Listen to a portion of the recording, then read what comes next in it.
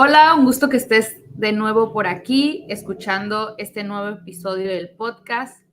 Quiero agradecer en especial el día de hoy a los escuchas de México, Estados Unidos, Canadá, Colombia y Perú, que son los 5 principales países que escuchan Ellas en el Agro. Y también quiero agradecerte por los buenos comentarios que me haces llegar del podcast.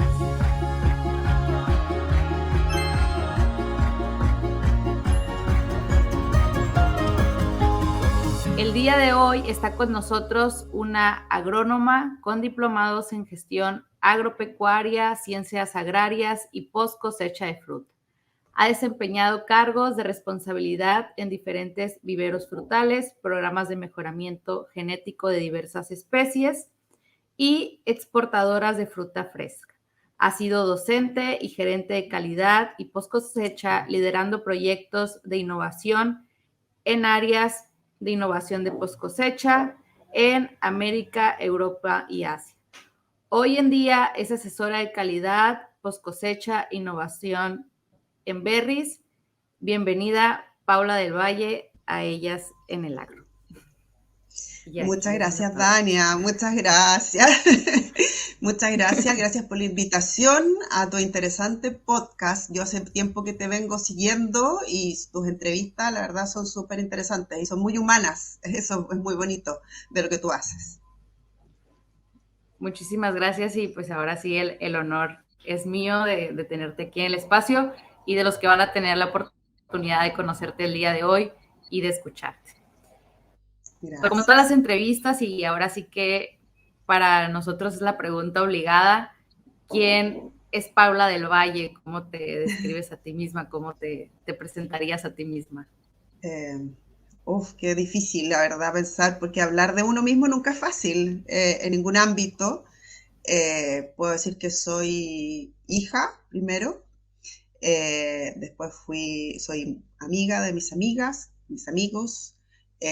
Soy esposa, soy mamá de una pequeña de 13 años, exquisita mi hija, está muy grande. Y he hecho tantas cosas, un camino largo recorrido, muy estudiado. Es como que cuesta hablar un poco de uno mismo, es difícil. Pero como me veo a mí misma hoy día como una profesional que está sacando adelante sus sueños con todo el apoyo de la familia y de varias personas que me han ido ayudando en el camino y me han ido apoyando y aportando para poder lograr lo que he logrado en este tiempo y en la vida. O sea, no sé qué más decir, es como complejo. Es muy complejo, sí, definirnos a nosotros Sí. mismos. A mí me gusta mucho, se la robé a Ceci la frase de, a veces decimos y nos definimos por lo que hacemos, porque somos lo que hacemos, ¿no? Sí. También, entonces eso cuesta mucho. Y Paula, ¿cómo fueron tus primeras interacciones en este mundo del agro? Porque eres agrónoma de profesión, estudiaste agronomía, pero ¿dónde empieza este acercamiento con el mundo del agro? Bueno, el camino partió porque mi papá también estudió agronomía. Bueno, siempre vivimos en el campo desde que yo era chica.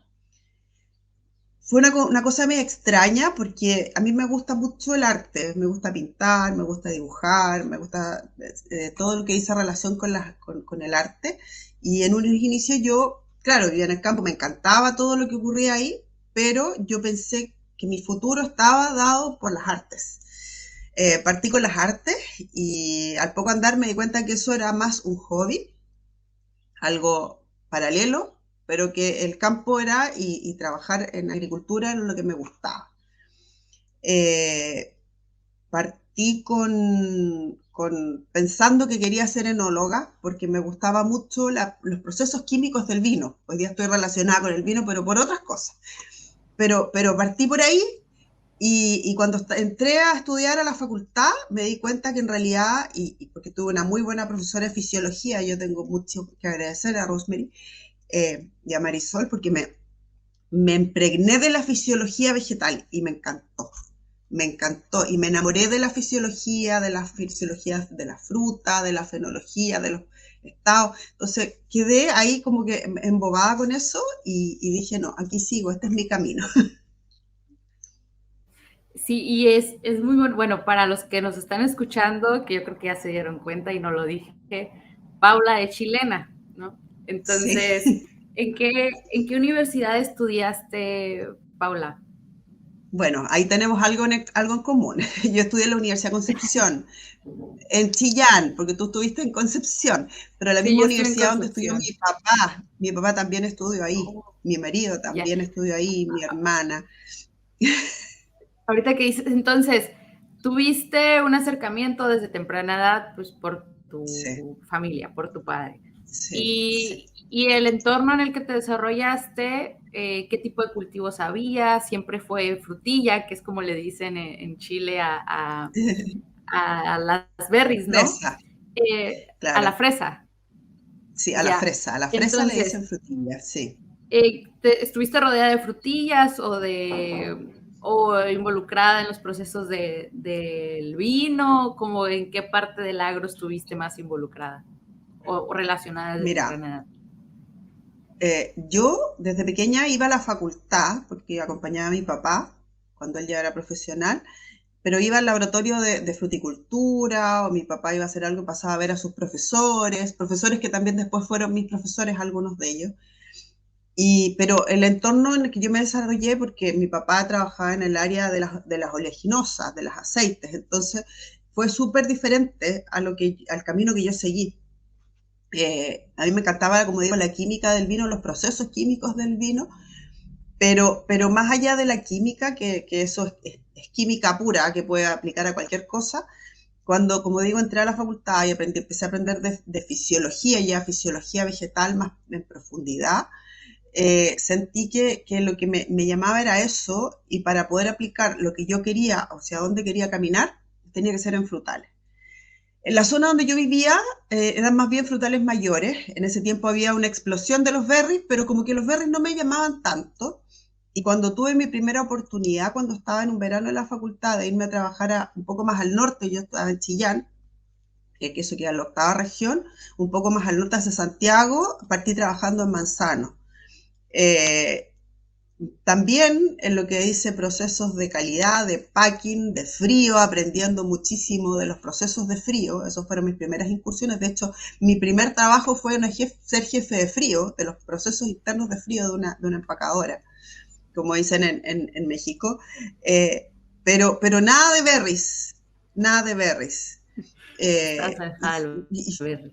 Sí, fue como súper lejos, súper distinto. En la zona donde yo estaba, como digo, había una explosión de los arándanos, pero me tocaban en algunos aspectos, porque un muy querido profesor también trabajaba mucho con ese ámbito y fuimos aprendiendo, pero no directamente trabajando ligada a ellos. Entonces aprendí de fruta, no por la fruta. Después seguí con programas genéticos de uva, de carozos, de ciruela, trabajando en ese sentido con viveros, y llegó un minuto en que, como estaba haciendo docencia, dije quiero avanzar y postulé un doctorado.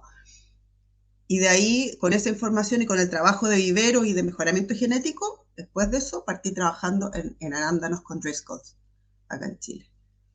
Y Y me fue enamoré de donde, los arándanos. y fue donde empieza tu carrera profesional con una empresa, me imagino. Ahí es Eh, donde empieza claro, esa antes trayectoria. había estado con los viveros frutales, había estado con otras especies, con otras empresas que estaban relacionadas con lo que yo hacía en ese momento, pero ya en una exportadora multinacional de berries, propiamente tal, fue cuando partí con Driscoll, un poquito antes de eso. Y Y ahí, a ver si no es inapropiada mi pregunta, ¿hace cuántos años tú recuerdas en Chile este boom de las berries y, por ejemplo, que fue cuando tú estabas trabajando con ellos? mira, el boom de los berries en Chile partió el año de los arándanos propiamente tal, partió como el año 98, 99, mucho tiempo. Yo estaba estudiante en la facultad cuando partió este boom y empezaron a llegar las primeras variedades, así como con plantaciones más extensivas a Chile.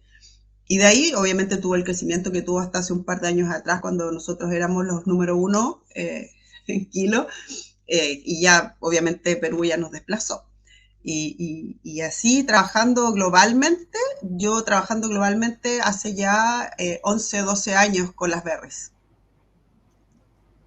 Oye, Paula, ahorita que dices del 98, me surge la pregunta. Yo creo que tú eres una persona que podría aclararnos un poco esto.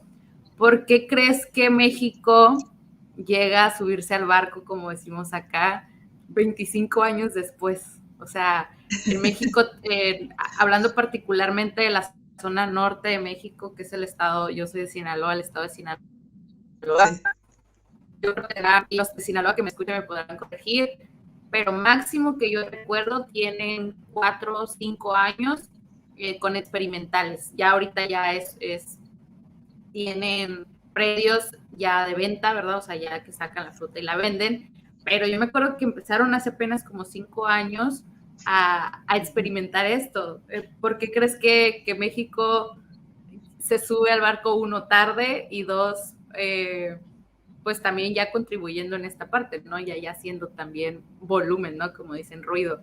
Sí, ¿Qué nos podrías sí. platicar de esto? Mira, yo a México fue súper bizarro porque estaba conversando con alguien hace una semana atrás y me di cuenta que llevaba por lo menos 10 años yendo a trabajar a México. Y partiendo con las primeras experimentaciones de variedades, porque al principio México tenía más que nada Biloxi, y hoy día ya por las multinacionales y los programas genéticos tienen muy buena genética. En ese tiempo íbamos más por la fresa, por las moras y por la frambuesa.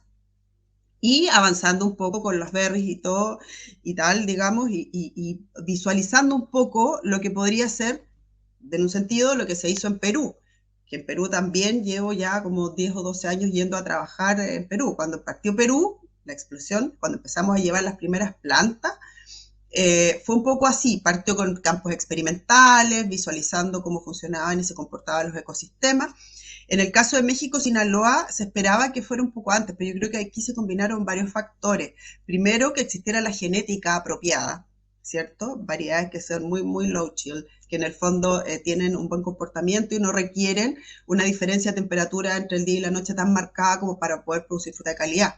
Y en segundo lugar, el tema de la tecnología. Yo creo que ha sido tremendamente importante los avances tecnológicos en riego, por el tema del agua, que ahí también es complejísimo. Y eso ha ayudado mucho a que explote México. Y yo creo que México todavía no explota. O sea, yo espero que México va a estar a la par de Perú peleando el número uno o un poquito lo va a pasar. Porque con la cantidad de hectáreas, como tú dices, bueno, Sí. a Sinaloa estuve yendo los últimos 5 años hasta que partió la pandemia a ver lo que se estaba cultivando allá, las zonas, a ver las zonas donde se iba a plantar, trabajando un poco ahí con la calidad de la fruta. Entonces fue bastante impresionante lo que ahí ocurrió, como que se produjo la trilogía perfecta. Tuvimos la genética, tuvimos toda Sí. la tecnología para poder hacerlo y que las multinacionales dijeron ahora, pero atrasado. O sea, como tú bien dices, ¿por qué México Sí. llegó tarde? Yo creo que un poco el tema de la genética jugó ahí un valor fundamental. Sí, es impresionante. Te voy a invitar a los mochis a mi casa Sí, cuando vayas. Y feliz. porque digo, en estos 4 o 5 años, yo la evolución que he visto, porque pues directamente no estoy involucrada en el tema, pero de espectadora, se ve grandísimo, o sea, el avance que ha habido. O sea, antes nosotros no estábamos acostumbrados a ir al mercado y encontrar berries así baratas, como se podría decir. Solo nos encontrábamos en el supermercado y ahora la berry ya es un producto que te encuentras como común, ¿no? Se podría decir. Y también se ve increíble el desplazamiento que ha tenido lo que por mucho tiempo ha sido el cultivo número uno, que es el maíz en esa zona, y cómo pues se han ido desplazando esas tierras pues muy productivas agrícolamente por este tema, ¿no? Bueno, este es un tema muy interesante y del cual pues, tú tienes Sí. toda la experiencia y es otro tema que también quiero hablar. ¿En qué etapa también del camino te recuerdas? Porque para mí, pues, eres súper especialista en esa parte de post cosecha. Primero, comunicarle a los escuchas que no están relacionados con el tema. Uno, ¿qué es la post cosecha, Paula? Y dos, ¿Cuáles fueron tus primeros trabajos o cómo recuerdas esta parte de la post cosecha y la importancia que tiene también? Sí.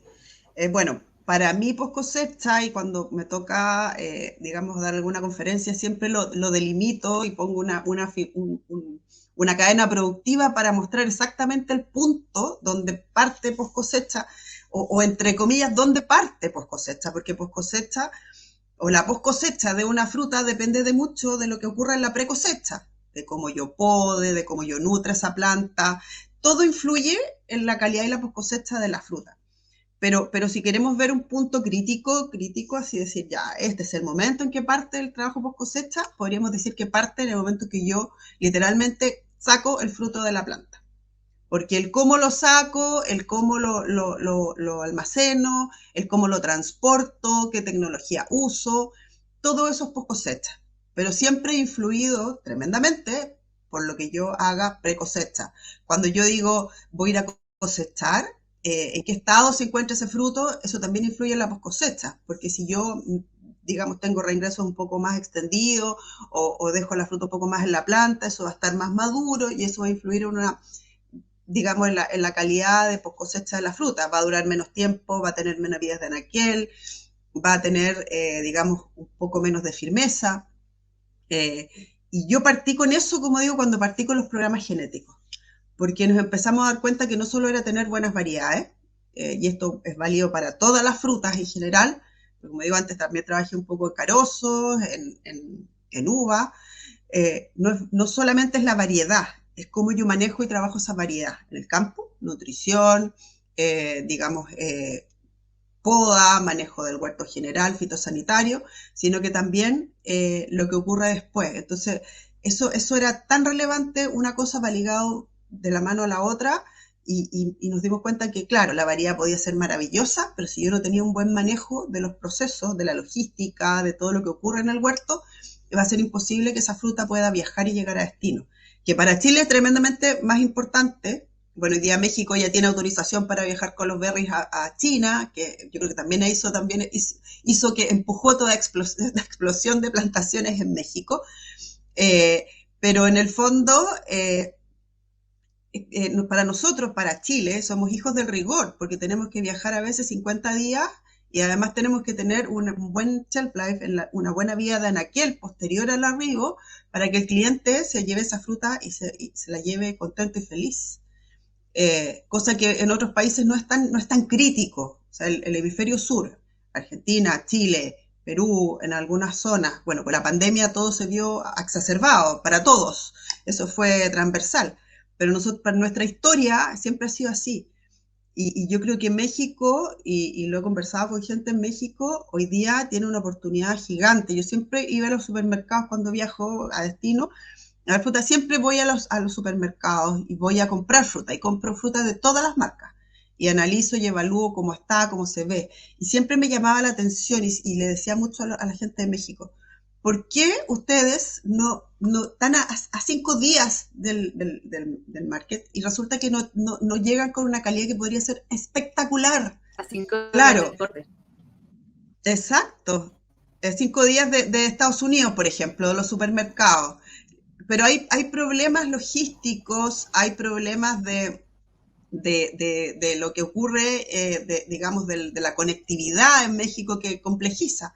Pero hoy día, con todo lo que se estaba haciendo, antes no habían tantas operaciones de empacado, hoy día ya hay operaciones de empacado, hay más cooler. Yo creo que ese problema se va a ir de a poco, digamos, organizando el proceso, la logística de los procesos, de manera de poder tener una mejor calidad en destino, una mejor post cosecha. Pero así es, o sea, y con los arándanos y las berries es tanto más crítico porque tienen una vida post cosecha bastante limitada si no se lleva bien los procesos.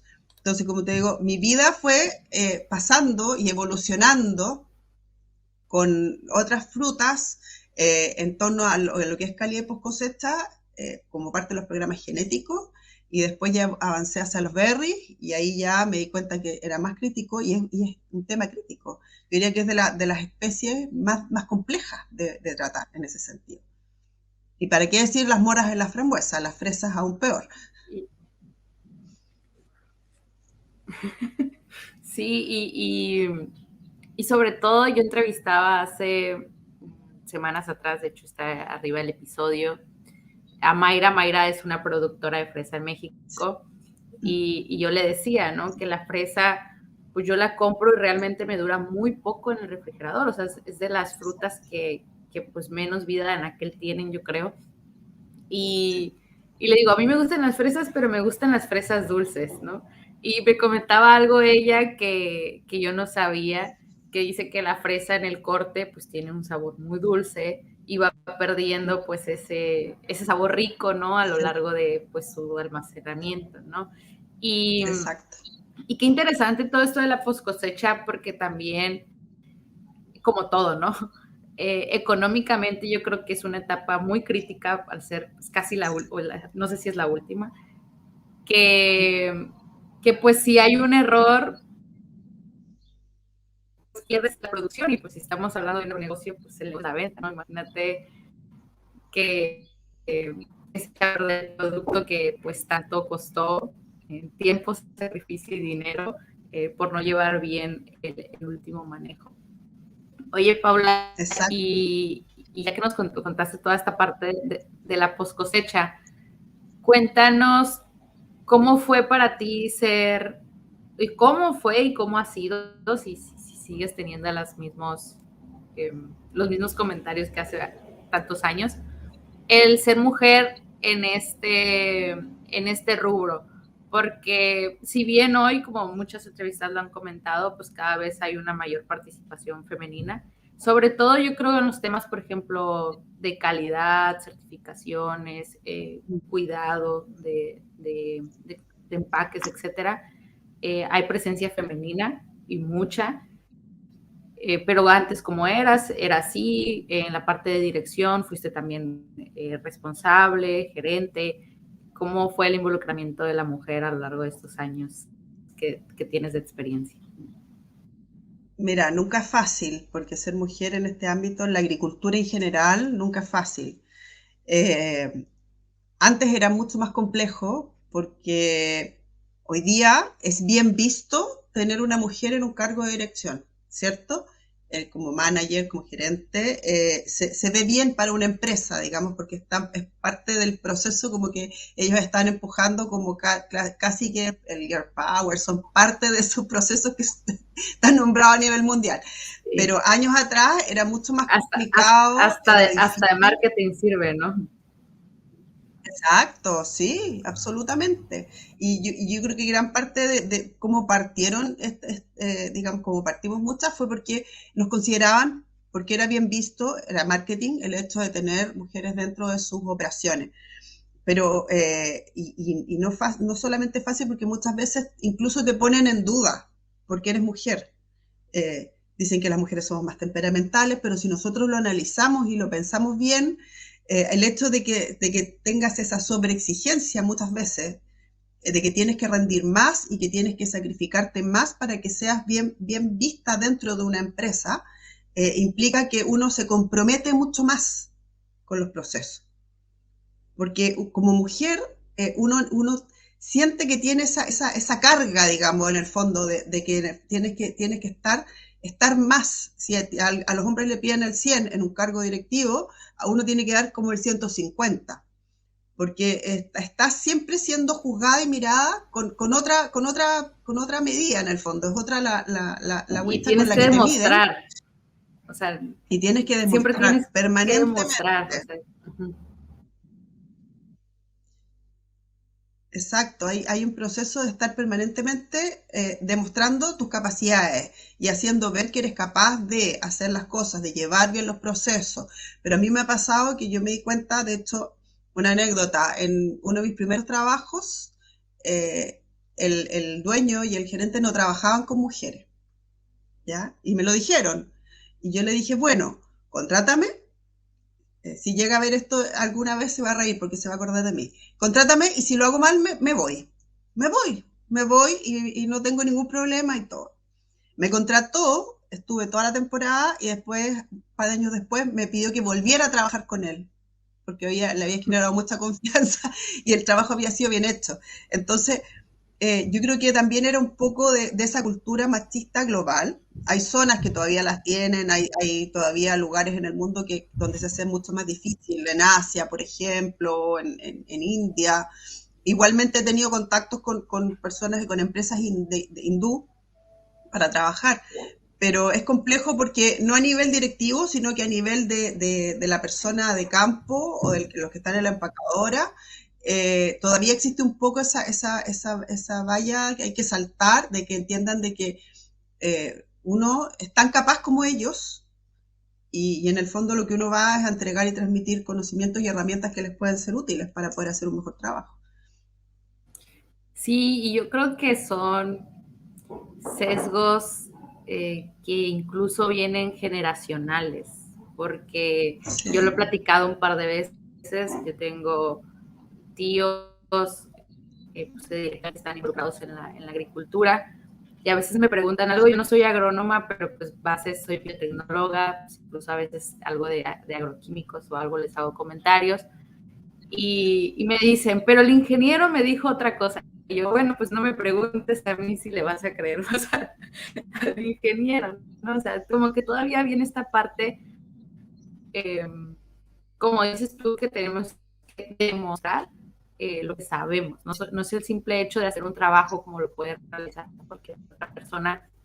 Y también mencionabas otra parte, y yo también lo he comentado, el cubramos esos puestos porque somos competentes, no porque necesitas que una mujer de tu equipo sea gerente, ¿no? O sea, porque necesitas cubrir esa brecha y para verte bien, ¿no? O sea, cúbrela porque pues realmente ella es competente. Y yo, ahorita que nos comentabas que viniste a Sinaloa, platícame cómo te fue. Se dice, y no es algo que voy a decir yo, que pues el norte de México es una zona machista, ¿no? Por así decirlo.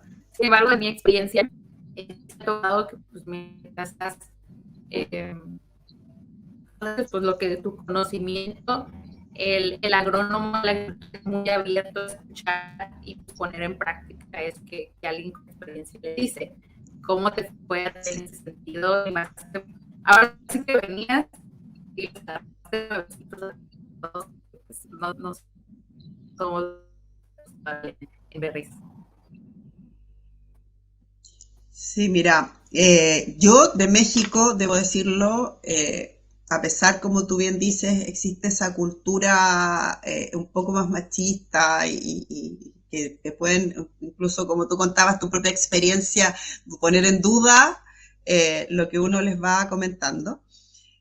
Fíjate que yo, al revés de eso, he tenido una muy buena experiencia con los equipos en México. Me encanta ir a México, desde los equipos con los que trabajé en las exportadoras y en general, todos siempre con una muy buena disposición para poder avanzar, para poder lograr, cuando había que evaluar tecnologías, todos atentos y todos querían mucho aprender, porque en el fondo también les estaba llevando herramientas para poder lograr hacer un mejor trabajo.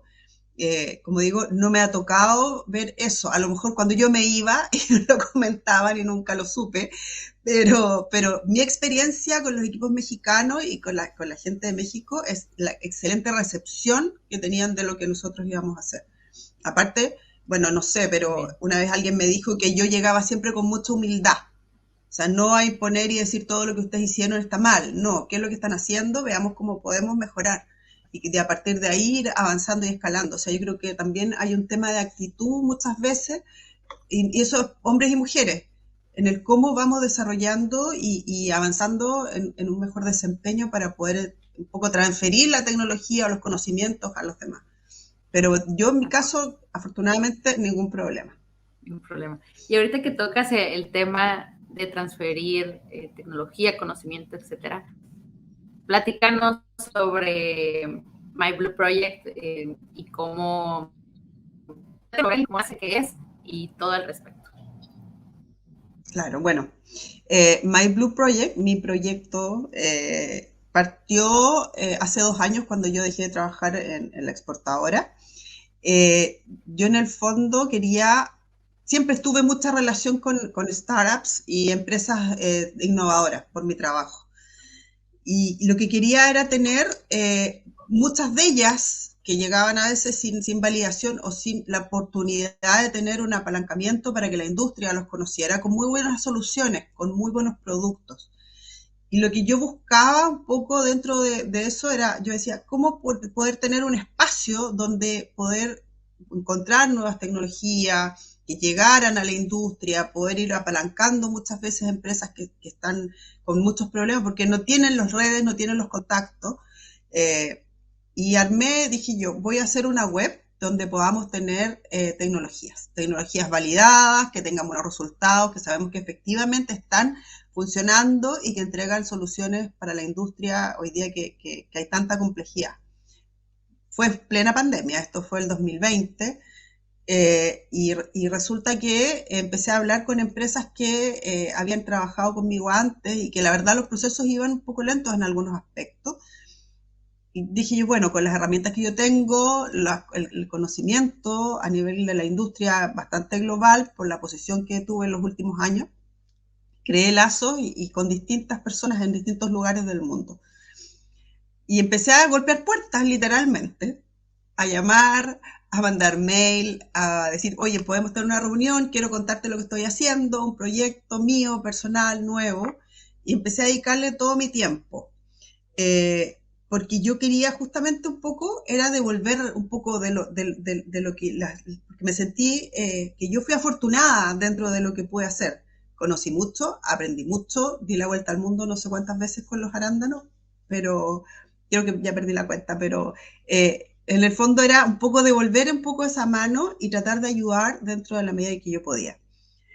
Además de eso, dije ya, pero tengo tantos conocimientos y herramientas porque me llamaron de muchas exportadoras y es que yo quería trabajar, pero lo que yo quería era poder permitirme la posibilidad y darme la oportunidad de trabajar sola para justamente con los conocimientos y herramientas que tenía y que había adquirido en el último tiempo, aportar algo a la industria de manera transversal, no solamente con una exportadora, no cerrarme a una nada más.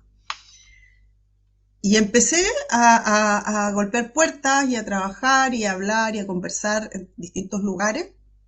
Y así nació mi proyecto que está cumpliendo 2 años justamente ahora en septiembre. Y ha ido evolucionando de manera súper así como fue la pandemia. Así empezó, y porque primero era solo berries, hoy día está en un sitio que son para tecnologías que son para distintas especies, flores, fresas, uvas, palto, aguacate, distintas cosas, pero que en el fondo generan un cambio y hacen una diferencia, digamos, para la industria y que pueden, obviamente, ayudar a tener información, a poder contar con herramientas que nos pueden facilitar la vida muchas veces, porque hay herramientas que son bien interesantes y que en el fondo pudiera hacer un cambio, crear una comunidad global también. Por eso hoy día estamos acá, porque además yo empecé a tratar de a golpear puertas en distintos lugares del mundo para poder tener partners globales que a su vez ayudaran en ese apalancamiento y compartiéramos información, o sea, generar una comunidad global en torno a eso. Sí. Y aquí, Paula, por ejemplo, si yo soy un productor, o si soy una exportadora, o si soy una empacadora, no importa el punto de la cadena en el que esté, puedo contribuir o tomar información de My Blue Project, o es específico Exacto. para alguno de estos puntos. No, mira, justamente dentro de lo que con quienes trabajamos, yo estos días hemos sacado varias láminas con el sitio, el equipo del sitio. La idea de nosotros es contribuir a nivel de toda la cadena productiva, desde huerto, tenemos personas que trabajan y asesoran en huerto, hasta mercado destino, ¿ya?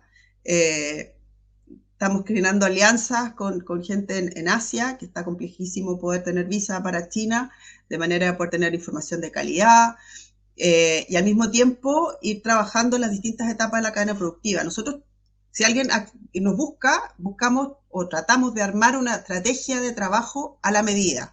Aquí no hay cosas prehechas, nada, sino que a partir de las problemáticas que alguien nos comente, de lo que tenga, de lo que haya que hacer, vamos analizando la situación y vamos proponiendo una solución que se adapte a su requerimiento.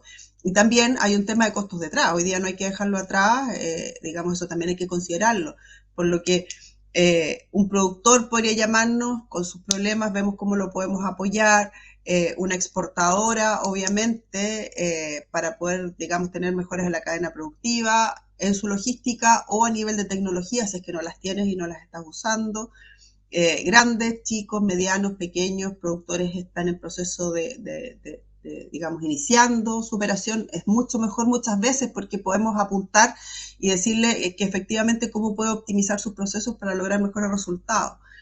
Digamos, esto es transversal a toda la cadena productiva porque no queremos que nadie se quede atrás, porque como te comentaba al inicio, post cosecha o lo que es la calidad de la fruta depende de muchas veces de los procesos previos, depende de eso, es parte fundamental de cómo se pode, de cómo se nutra, de cuándo y cómo se coseche, y después en adelante viene lo demás. Ahora, muchas veces escuchaba de personas que me decían, pero si la fruta no está tan bien, ponle bolsa o agrégale algo, no sé, para que pueda viajar mejor. No se trata de eso, o sea, esto solo preserva cualquier tecnología o lo que haya, preserva la calidad que llega al proceso de empacado o al momento de cosecha. Lo que ya se perdió lamentablemente. Podemos Sí. preservar esa calidad para que llegue mejor, pero no la vamos a cambiar.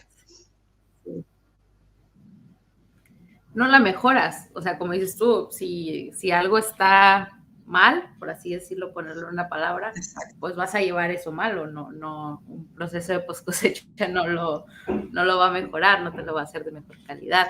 Y qué padre, o sea, me gusta, estuve ahí navegando en la página de My Blue Project, porque incluso yo soy productora, una pequeña productora también, no de berries, pero lo que comentas tú y que a mí se me hace lo más complejo porque pues yo tengo experiencia en la parte productiva, mejoramiento de procesos, la parte de incluso pues ya sabes de la gestión de calidad, que es pues precisamente para lograr exportar, pero un punto que yo creo que a muchos productores, y como dicen, cogemos de ese pie, pues es precisamente esos contactos o a dónde puedo vender mi fruta o esas alianzas estratégicas que se pudieran hacer para pues posicionar mejor, y si tu fruta es de muy buena calidad, pues yo creo que las limitantes son menores, ¿no? Entonces, pues Exacto. bueno, Paula, voy a pasar a otra parte de la entrevista para ir cerrando un poco este tema. Es una ronda de preguntas concretas, pero puede ser o explayarte como gustes en la respuesta. La primera es, ¿cuál es tu fruta favorita? Ay, el blueberry. Yo soy berry lover. Son muy ricos. A mí en Chile me gustaban unas que, bueno, aquí les decimos silvestres, que literal andabas así en el monte y había unos como frambuesas eran, pero de Sí, silvestres muy ricas, me gustaban mora. mucho. Sí, Las moras silvestres son muy buenas. los pastelillos, vendían pastelillos de mora silvestres y me gustaban Sí, mucho. sí. Una cosa que cambiarías en el mundo que crees que logre un mejor impacto en él. El uso del plástico. Yo creo que es tremendamente necesario y porque también estoy involucrada en la industria, el tema del plástico es impresionante. O sea, por ejemplo, China, que es uno de los mayores consumidores de plástico del mundo, yo en mi viaje a China recuerdo haber visto montañas literalmente de plástico en los campos, acumulación terrible, que volaba con el viento y se perdía y entre medio se producían lechugas, se producían berries, se producían distintas cosas. Creo que eso es algo complejísimo hoy día. O sea, sumado a la crisis de las mascarillas, de los face masks para el tema del COVID, se produjo algo crítico y que tenemos que hacer algo. Y como industria frutícola estamos muy al debe ahí. Yo viví en Veracruz un tiempo. Veracruz es una zona de México altamente productora de plátano. Yo nunca Sí, había visto un cultivo, o sea, en mi experiencia, súper. que consumiera tanto plástico. O sea, impresionante los, como dices tú, ya el post cosecha, o sea, después de que los empacaban, pues, les quitaban el plástico pues para distribuirlo. montañas, veía montañas y montañas de plástico, y aparte que creo que lo recubren con un fungicida, y, o sea, no es un plástico, aparte es un residuo peligroso, o sea, no solamente es un residuo plástico, aparte es un residuo peligroso, ¿no? Entonces sí, Exacto. concuerdo contigo en esa parte. ¿El mejor consejo que recuerdes que te han dado?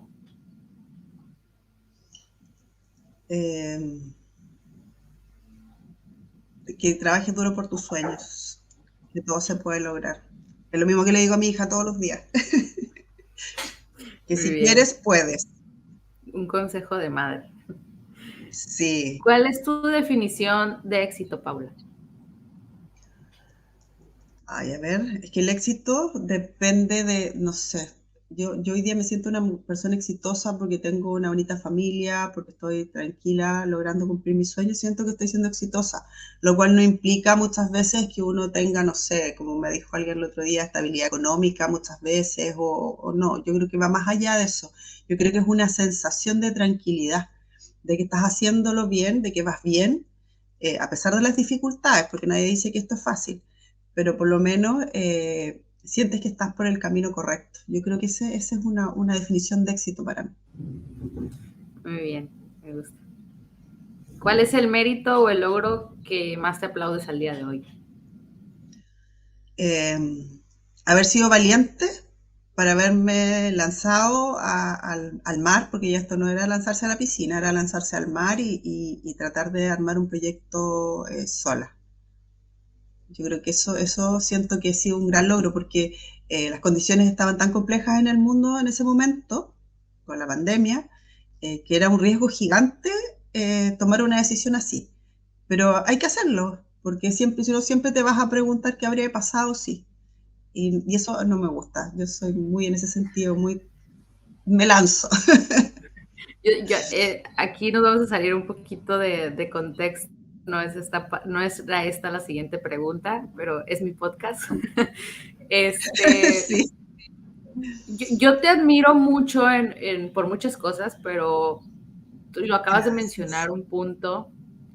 O sea, no es fácil, yo creo, renunciar o de alguna manera romper lazos profesionales con una empresa en un puesto o que en tu carrera pues ya tienes un puesto importante, por así decirlo, decir, mañana ya no formo parte de, o sea, y me lanzo a, como dices tú, al mar, en algo que creo y tengo la convicción y quiero luchar por ello.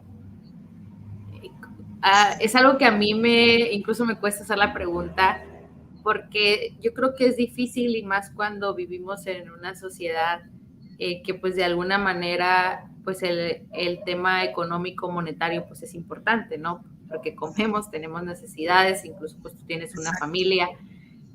¿Cómo fue para ti ese proceso de decidirte? Porque al final es una decisión muy convincente el decir, mañana ya hago este proyecto, ya no formo parte de otro del que formé años, y qué le compartirías a quienes nos escuchan al respecto, o sea, esa determinación, para mí es una determinación y yo creo que tenías muy claro lo que Sí. querías hacer como grupo. Compártenos sobre eso. Mira, yo creo que mucho contribuyó la pandemia, porque cuando llegó marzo, yo estaba evaluando una fruta en Estados Unidos y Chile se cerró y yo tenía un riesgo de no poder entrar al país. De hecho, yo me fui con la oficina abierta y llegué y ya mi oficina estaba cerrada.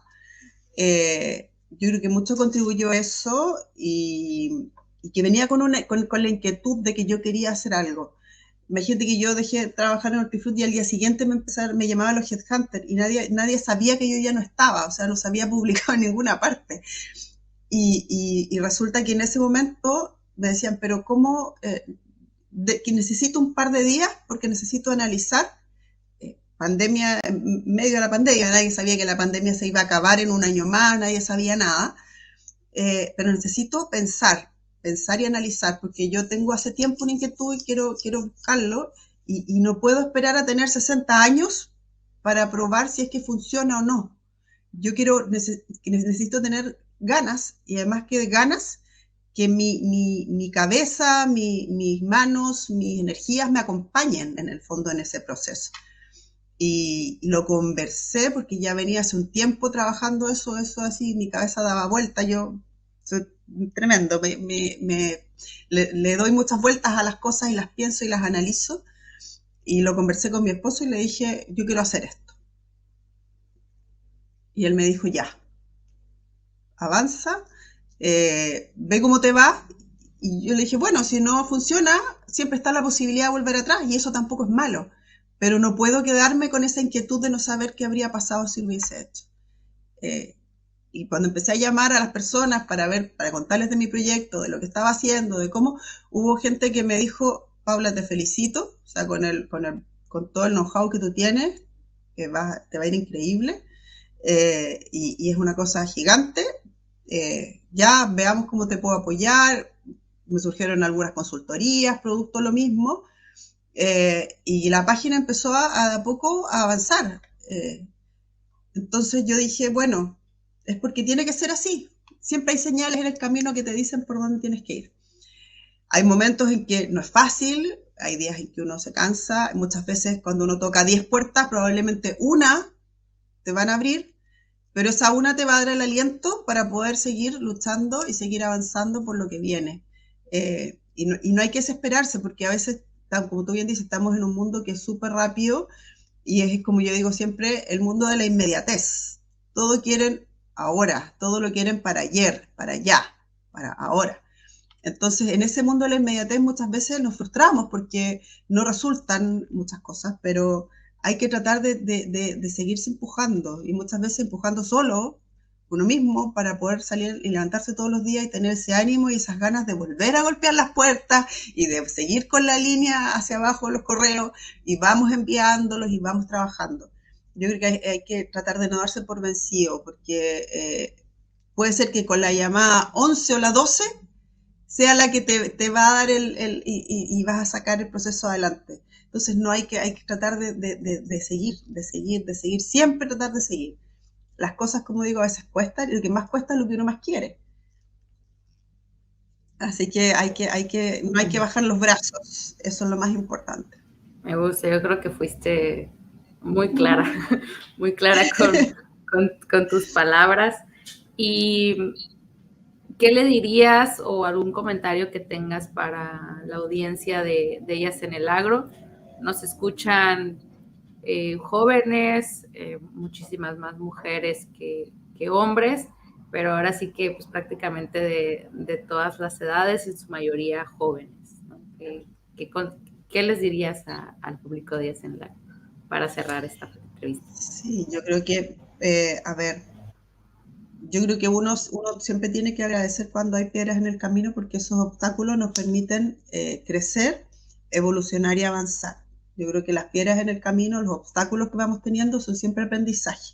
Creo que eso es algo tremendamente importante. Porque muchas veces cuando somos más jóvenes o tenemos menos experiencia, nos encontramos con un obstáculo y como que tendemos un poco como que a decir, pucha, ya no era por ahí. Yo digo, el mundo hoy día, todos queremos la inmediatez, pero yo creo que siempre hay que mirar los procesos como aprendizaje. Todo lo que no, lo bueno y lo malo, todo en la vida nos enseña, todo, todo. Y es algo que muchas veces me han dicho, ¿cambiarías algo hacia atrás? Yo creo que nada, porque todo lo que yo hice me llevó aquí, de alguna u otra medida, siempre. Todo eso contribuyó a que sea la persona que soy, a mirar las cosas de la forma en la que las miro hoy día. Entonces, yo creo que todos los procesos nos van a enseñar algo, lo bueno y lo malo. Eso es lo más importante que uno tiene que aprender, porque, como digo, años atrás yo miro hacia atrás y digo, habían días en que estaba súper cansada, momentos en que no tenía ganas de nada, momentos difíciles, que también los he tenido ahora, pero gracias a ese aprendizaje uno aprende a ser un poco más resiliente, palabra tan de moda hoy día, a ser un poco más resiliente, sí. Entonces hay que aprender de todo. Yo creo que eso es el aprender y el tener esa voluntad de aprender, de analizar y de seguir a pesar de todo, es lo más importante cuando las chicas jóvenes, no rendirse. De repente los procesos difíciles, si uno le busca el lado y cambia la mirada o lo mira desde otra perspectiva, eso te va a ayudar a resolver esa situación. Eso es también tremendamente importante, el cómo miramos. Y sobre todo, también lo mencionas, por ejemplo, el agro incluso a mí se me hace que es para mí el área que más te hace darte cuenta que las cosas no son inmediatas, porque una planta, pues por más que estés viéndola o diciéndole crece, pues tiene un proceso, o sea, es un ciclo natural de vida que puedes acelerarlo de alguna manera, por eso hay muchísimas mejoras, pero no vas a crecer en 2 días lo que tarda un año, ¿verdad? Entonces, eso del agro a mí se me hace, pues al final es la naturaleza, ¿no? Diciendo, espérate, que Los todo tiene un ciclos. proceso. Sí. Exacto. Y también, o bueno, yo que estoy casada con los ISOs, también pues creo que me ha ayudado en mi formación profesional el hecho de que pues todo es un ciclo de mejora, ¿no? Si creemos que es perfecto, pues no lo es, se puede mejorar. Y si está mal, se puede corregir, ¿no? O sea, se puede hacer algo para hacerlo mejor. Bueno, Paula, compártenos si quieres tus redes, donde te podemos contactar, los escuchas de ellas en el agro, para cerrar pues ya prácticamente este episodio. Sí, bueno, encantada de poder colaborar y muchas gracias, Dania, por la invitación. Como digo, te seguía ya en tus podcasts porque me encantan tus entrevistas. Tienen un lado muy humano que muchas veces emociona. Así que felicitaciones por eso. Y a los demás, bueno, mis redes estoy en LinkedIn, tengo la web, myblueproject.com, y mi mail es paula@myblueproject.com. Si cualquier pregunta o en algo que apoyarlo, feliz, encantada de hacerlo, ahí me pueden ubicar.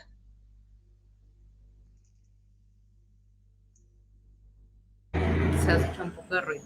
Bueno, muchísimas gracias, Paula, por abrirte en este espacio y por compartir con nosotros un poco de tu vida, tu trayectoria. Y pues para una parte más técnica, pues igual más adelante podríamos hacer un episodio específico sobre algún tema de tu interés o que la misma audiencia nos diga sobre pues algo que en específico que hablemos, ¿no?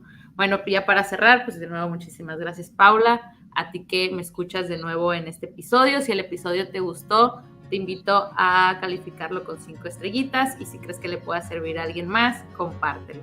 Muchísimas gracias y nos estamos escuchando en un nuevo episodio.